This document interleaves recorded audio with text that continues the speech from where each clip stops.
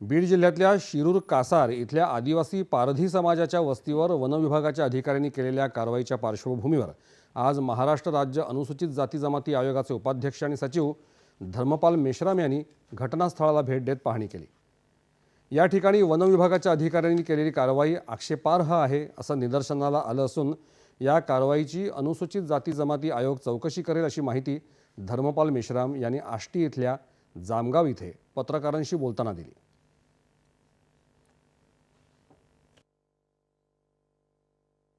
8 ते 10 झोपड्या वन विभागाने सरसकट कोणत्याही पद्धतीची माहिती न घेता चौकशी न करता त्याचं तोडकाम केलं।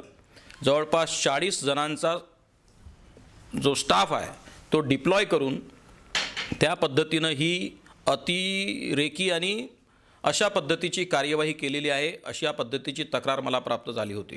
ही अत्यंत दुर्दैवी गोष्ट आपल्या देशासाठी, आपल्या लोकांसाठी, या राज्यासाठी आणि समाजासाठी देखील आहे।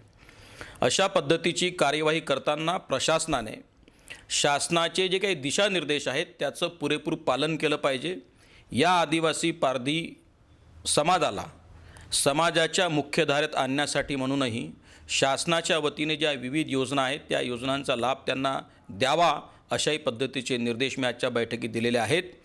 आणि या चारही विभागाने आपला स्वतंत्र तपशीलवार अहवाल आपल्या अभिप्रायासह आयोगाला तत्काळ प्रभावाने सादर करावा अशाही पद्धतीचे निर्देश मी आजच्या बैठकीमध्ये दिलेले आहेत। मेश्राम यांनी जामगाव इथे हत्या झालेल्या मातंग समाजातल्या कुटुंबाची देखील भेट घेत येत्या 15 दिवसात सामाजिक न्याय विभागानं कार्यवाही करावी अशा सूचना केल्या। तसंच या कुटुंबातल्या एका व्यक्तीला शासनातर्फे नोकरी मिळावी यासाठी आयोग प्रस्ताव देईल असंही त्यांनी सांगितलं। जिल्ह्यात ॲट्रॉसिटीचे 71 गुन्हे दाखल झाले असल्याचंही त्यांनी सांगितलं।